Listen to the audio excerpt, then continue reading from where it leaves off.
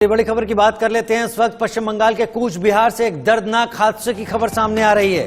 कूच बिहार, जहां पर करंट लगने से 10 कांवड़ियों की मौत हो गई। दरअसल वैन में जो जनरेटर रखा हुआ था उसमें शॉर्ट सर्किट होने से हादसा हुआ। हादसे में 16 कांवड़िए घायल भी बताए जा रहे हैं, अस्पताल रेफर कर दिया गया है। दुखद हादसा जिसमें 10 कांवड़ियों की जान चली गई। 10 कांवड़ियों की मौत के बाद परिवार वालों का रो रो कर बुरा हाल है। वैन में सभी कांवड़िए थे, वैन में जनरेटर रखा हुआ था और उसी में शॉर्ट सर्किट हुआ और आसपास जितने भी कांवड़िए थे वो उसकी चपेट में आ गए। 16 ऐसे कांवड़िए जो कि जख्मी स्थिति में अस्पताल पहुंचाए गए, इलाज चल रहा है, लेकिन 10 की दर्दनाक तरीके से मौत हो गई। पश्चिम बंगाल के कूच बिहार से एक खबर, दुखद खबर, करंट लगने से 10 कांवड़ियों की मौत। 2 तस्वीरें हम आपको दिखा रहे हैं।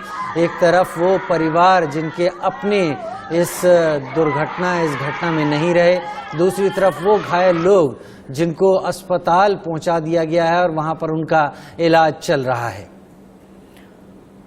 दर्दनाक मौत कैसे हुई, अभी जांच इस मामले को लेकर हालांकि पुलिस के जरिए होगी, लेकिन जो 10 युवकों की मौत हुई है उसको लेकर परिवार वाले रो रहे हैं, बिलख रहे हैं, इंसाफ की मांग कर रहे हैं। पश्चिम बंगाल में दर्दनाक हादसा हुआ कूच बिहार में, जहां पर करंट की चपेट में आ गए 10 कांवड़िए, जिनमें दर्दनाक मौत 10 कांवड़ियों की हो गई, जबकि 16 कांवड़िए जिनमें कुछ की हालत अभी भी क्रिटिकल बनी हुई है, बुरी तरह से झुलसे हैं, बुरी तरह से जख्मी हुए हैं। करंट फैल गया और देखते ही देखते इन कांवड़ियों को अपनी चपेट में ले लिया, जिसमें 10 की जान चली गई। तस्वीर भी हम आपको दिखा रहे हैं किस तरीके से बेहोशी की हालत में कोई था, कोई बुरी तरह से झुलसा था। करंट लगने के बाद जैसी हालत उन लोगों की थी, तुरंत प्राथमिक इलाज के लिए अस्पताल पहुंचाया गया।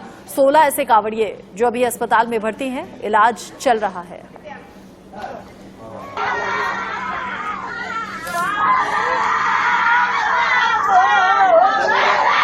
दो तस्वीरें आपको दिखा रहे हैं। हादसा बहुत ही दुखद है। पश्चिम बंगाल के कूच बिहार में ये दर्दनाक हादसा हुआ है। जिस गाड़ी में ये कांवड़िए जा रहे थे उसी गाड़ी में रखे जनरेटर के जरिए करंट फैल गया। 16 कांवड़िए इसमें जख्मी हो गए और 10 कांवड़ियों की दुखद मौत हो गई। अब बढ़ेंगे आगे और बात करेंगे एनआईए की कई राज्यों में छापेमारी की जो कि जारी है। एनआईए की छापेमारी अलग अलग राज्यों में चल रही है और एनआईए को कई इनपुट भी मिले हैं। आतंक से जुड़े हुए ये इनपुट है।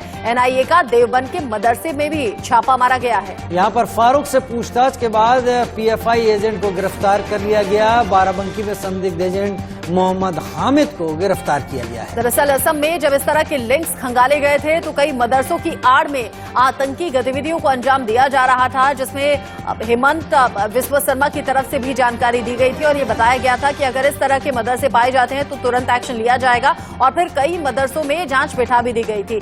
खबर यह कि अलग अलग कुल ऐसे 6 से 7 राज्य बताए जा रहे हैं जिनमें अलग अलग ठिकानों पर एनआईए की टीम पहुंची और देवबंद से बड़ी जानकारी ये कि कुछ संदिग्धों पर नजर एनआईए की है।